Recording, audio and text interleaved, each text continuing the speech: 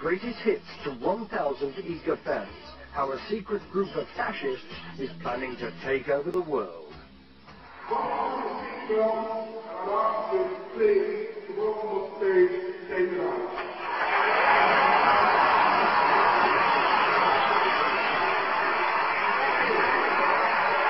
With the crowd eating out of his hand, Ike's in his element as he delivers his bizarre theories with force and conviction.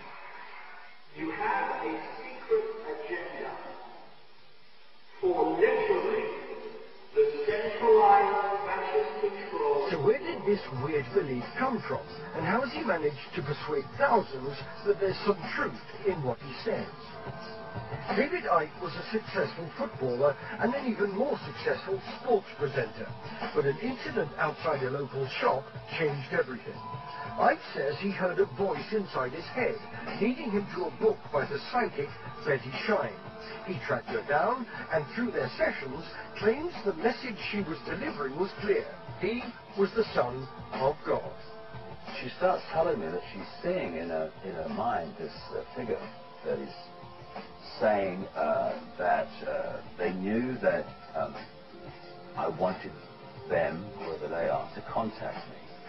And it said that I would eventually be world famous, revealing what was really going on in the world. There was a story that had to be told that would basically transform humanity's understanding of reality.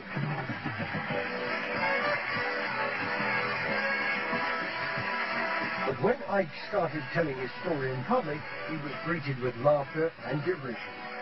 I don't get the story right. The press claim that you claim to be the Son of God. Mm-hmm. Is that true? Yes, you see, the thing is that it's quite funny, really. You know, 2,000 years ago, had a guy called Jesus sat here and said these same things, you would still be laughing. It's really funny that we've not really moved on that much. Was it a great shock for you to discover this at 38? Well, I think the word is gobsmacked. But again, you know, the best way of removing negativity is to laugh and be joyous. So I'm delighted that there's so much laughter in the audience tonight. But no, but just let me say this. They're laughing at you. They're not laughing with you. Back home on the Isle of Wight, the ridicule continued for years, but Ike ploughed on, coming up with more and more theories. Either you collapse and sit in the corner for the rest of your life, or you disappear, or, which is what I chose, you step out of the prison that most people in this world live in, and I mean all but a few. Ike started writing about a hidden force called the Illuminati, which he says controls some of the world's most powerful leaders. The Illuminati can be also symbolized as a web with a spider at the center. And the spider at operational level is in Europe, not America, ironically. There's a lot of power there. They have what I call the bloodline branch managers. These are the ruling families of that country. And it's through this spider's web and the bloodline branch managers in the different countries, a global centralization policy can be imposed and introduced all over the world. And when it comes to the branch managers in Britain, Ike is only too happy to name names. In this country, the Windsors are extremely significant. And my understanding is, in the hierarchy of the Illuminati, Prince Philip is higher than Diana and the Queen in all this. People like Blair are placemen who are there to introduce the agenda on behalf of these hidden forces.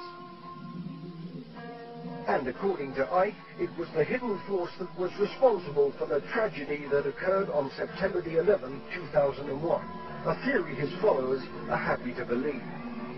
However, his revelation about the true nature of the Illuminati must be difficult for even his die-hard fans to swallow. When I started going into a very strange thing, and that is of people who told me how they saw a person often in positions of power, but not always, turn into a reptilian-type form in front of their eyes and then move back again, become known throughout history as shape-shifting. His extraordinary theory is that the world is being taken over by a group of shape-shifting reptiles. He's never seen one himself, but believes the accounts of those who have. The last thing I saw of David Icke on his website was an account of his belief that the world is run by a secret elite, which is not a new idea, of course. There have been many candidates for the role of secret elite, but in David Icke's case, he's added a spectacular new dimension to this by telling us that, in fact, the secret elite are not only secret, they're actually all shape-shifting lizards and extraterrestrials in the disguise of lizards. To me, it's as implausible an idea as I can imagine. It's hard to find Icke fans who swallow this, but Patrick McDermott, a Reiki master from Wales, claims he's had first-hand evidence. I've actually seen this phenomenon occur. I've seen someone shape-shift and go back. I wasn't taking any drugs, I wasn't drinking any alcohol, and I'm compass mentis and not insane.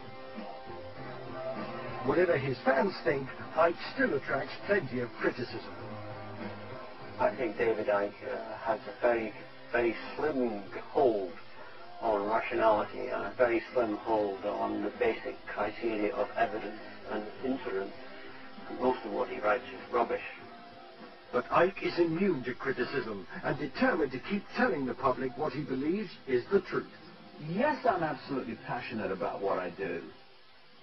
But I am detached from how people receive it, and I have to be, for my own survival, as well as my true adherence to what freedom really is.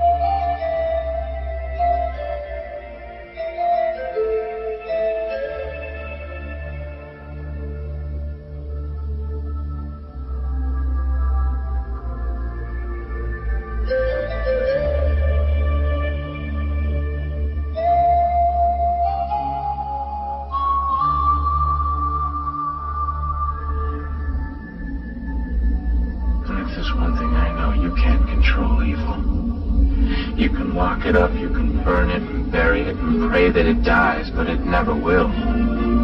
It just rests a while. You can lock your doors and say your prayers at night, but the evil's out there, waiting to maybe, just maybe, it's closer than you know.